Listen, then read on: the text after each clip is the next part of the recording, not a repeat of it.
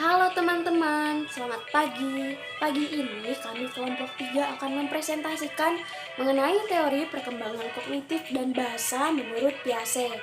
Kelompok 3 ini beranggotakan Lediana Yupita dengan NIM 074, Teresia Jemima dengan NIM 105, Margaret Feby dengan NIM 144, Novia Widya 152, Yosia Adi 245. Nah, untuk teman-teman, tolong perhatikan ya penjelasan presentasi kami ini. Semoga bermanfaat bagi kalian semua. Selamat menyaksikan.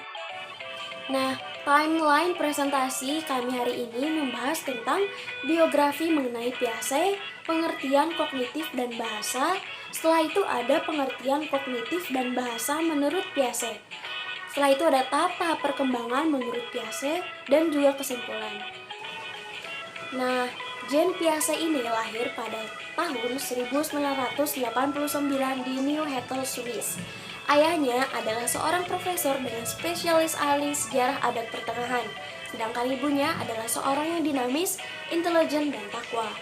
Pada tahun 1916, Piaget menyelesaikan pendidikan sarjana dalam bidang biologi di Universitas Neuchâtel.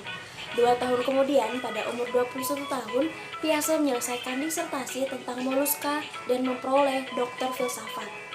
Piaget ahli biologi yang memperoleh nama sebagai psikolog anak karena mempelajari perkembangan intelijensi, dan ia juga menghabiskan ribuan jam mengamati anak yang sedang bermain dan menanyakan mereka tentang perilaku dan perasaannya.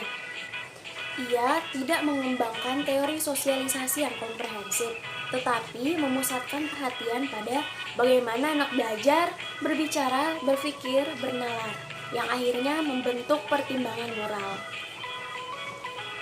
Ia awal mulanya meneliti anaknya sendiri, dan hasil pengamatan tersebut dipublikasikan dalam The Origins of Intelligence in the Children and The Construction of Reality in the Child pada bab yang membahas tahap sensori motor. Nah, sebelum kita membahas lebih lanjut tentang teori menurut Jean Piaget, sekarang kita membahas dulu apa sih itu kognitif dan bahasa secara umum. Secara bahasa, kognitif itu berasal dari bahasa Latin, yaitu cogiter, yang artinya berpikir. Dalam Kamus Besar Bahasa Indonesia, kognitif berarti segala sesuatu yang berhubungan atau melibatkan kognisi atau berdasarkan pengetahuan faktual yang empiris. Dalam psikologi, kognitif mencakup semua bentuk pengenalan yang meliputi setiap perilaku mental manusia yang berhubungan dengan masalah, pengertian, pemahaman, perhatian, menyangka, mempertimbangkan, pengelolaan informasi, dan sebagainya. Nah, menurut Jean Piaget menyatakan bahwa bahasa itu bukanlah suatu ciri alamiah yang terpisah, melainkan salah satu di antara beberapa kemampuan yang berasal dari kematangan kognitif. Jadi bahasa distrukturi oleh nalar, maka perkembangan bahasa harus berlandas pada perubahan yang lebih mendasar dan lebih umum dalam kognisi. Jadi urut-urutan perkembangan kognitif menentukan urutan perkembangan bahasa. Selanjutnya, saya akan menjelaskan teori perkembangan kognitif dalam bahasa Jean Piaget.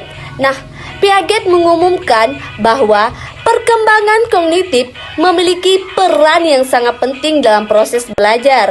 Perkembangan kognitif pada dasarnya merupakan proses mental. Nah, proses mental tersebut pada hakikatnya merupakan perkembangan kemampuan penalaran logis.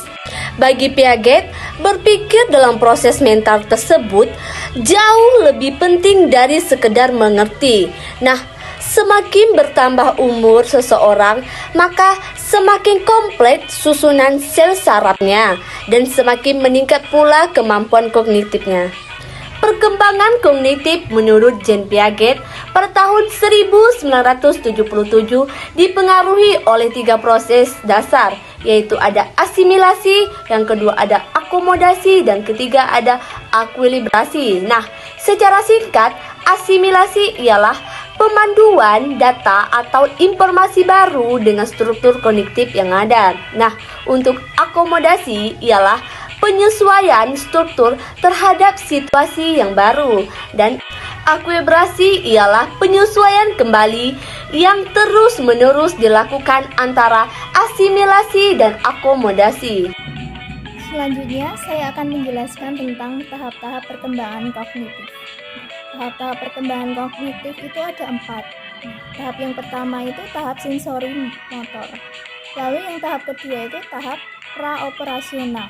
Tahap ketiga itu tahap operasional konkret. Lalu yang terakhir itu tahap operasional formal. Nah, saya akan menjelaskan yang pertama tahap sensori motor. Itu terjadi pada usia 0-2 tahun. Individu mengalami sesuatu atau tentang dunia yang mengkoordinasikan pengalaman-pengalaman sensori seperti melihat dan mendengar dengan tindakan-tindakan motorik fisik. Pada usia ini, individu dalam memahami sesuatu yang berada di luar dirinya melalui gerakan, suara, atau tindakan yang dapat diamati dan dirasakan oleh alat indera. Lalu tahap yang kedua itu tahap praoperasional yang terjadi pada usia 2-7 tahun. Individu mulai melukiskan dunia melalui tingkah laku dan kata-kata, tetapi belum mampu untuk melakukan operasi, yaitu melakukan tindakan mental terhadap apa yang dilakukan sebelumnya secara fisik. Pada usia ini, individu mulai memiliki kecakapan motorik untuk melakukan sesuatu dari apa yang dilihat dan didengar, namun belum mampu memahami secara mental terhadap apa yang telah dilakukan. Lalu tahap yang ketiga itu tahap operasional konkret. Itu terjadi pada usia 7-11 tahun. Individu mulai berpikir secara logis terhadap kejadian-kejadian yang bersifat konkret. Individu sudah dapat membedakan benda yang sama dalam kondisi yang berbeda. Tahap yang terakhir yaitu tahap operasional formal. Nah, ini terjadi pada usia 11 tahun ke atas. Pada masa ini, individu mulai memasuki dunia, kemungkinan dari dunia yang sebenarnya, atau individu mengalami perkembangan penalaran abstrak. Nah, individu ini dapat berpikir secara abstrak, lebih logis, dan idealis. Nah, selanjutnya ada implikasi teori kognitif menurut Piaget dalam pembelajaran. Ada beberapa hal yang penting yang diambil terkait teori, yaitu yang pertama ada individu dapat mengembangkan pengetahuannya sendiri. Itu artinya, titik pusat dari teori belajar kognitif adalah individu mampu mengalami kemajuan tingkat perkembangan kognitif atau pengetahuan ke tingkat yang akan lebih tinggi. Nah, maksudnya apa? Pengetahuan yang lebih yang dimiliki oleh setiap individu dapat dibentuk dan dikembangkan oleh individu sendiri melalui interaksi lingkungannya yang terus-menerus akan selalu berubah atau berbeda. Nah, dalam interaksi ini, dengan lingkungan tersebut, individu itu mampu beradaptasi dan mengkoordinasikan lingkungannya sehingga terjadi perubahan dalam struktur kognitifnya, pengetahuan, wawasan, dan pemahaman yang akan semakin berkembang. Atau, individu dapat pintar dengan belajar sendiri dari lingkungannya. Yang kedua, individu dalam pembelajaran. Itu artinya, proses pembelajaran diperlakukan terhadap individu yang harus didasarkan pada perkembangan kognitifnya. Atau, dengan kata lain, dalam proses pembelajaran harus disesuaikan dengan tingkat perkembangan setiap individu. Nah, belajar akan lebih berhasil apabila disesuaikan dengan tahap perkembangan kognitif dari setiap peserta didik. Ini disebabkan karena setiap tahap perkembangan kognitif memiliki karakteristik yang berbeda. Susunan saraf seorang akan semakin kompleks seiring dengan bertambahnya umur. Ini memungkinkan kemampuannya semakin meningkat. Kemudian proses belajar seseorang akan mengikuti pola dan tahap perkembangan tertentu sesuai dengan umurnya. Yang terakhir, kesimpulan. Teori Piaget merupakan proses belajar yang terjadi apabila ada aktivitas individu berinteraksi dengan lingkungan sosial maupun lingkungan fisik.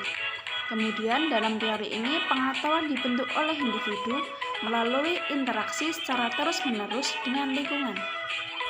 Sekian dulu presentasi dari kelompok 3. Apabila ada kesalahan kata atau kesalahan dalam presentasi kami mohon maaf. Kami tutup dengan lafaz wabillahi taufiq wal hidayah. Wassalamualaikum warahmatullahi wabarakatuh.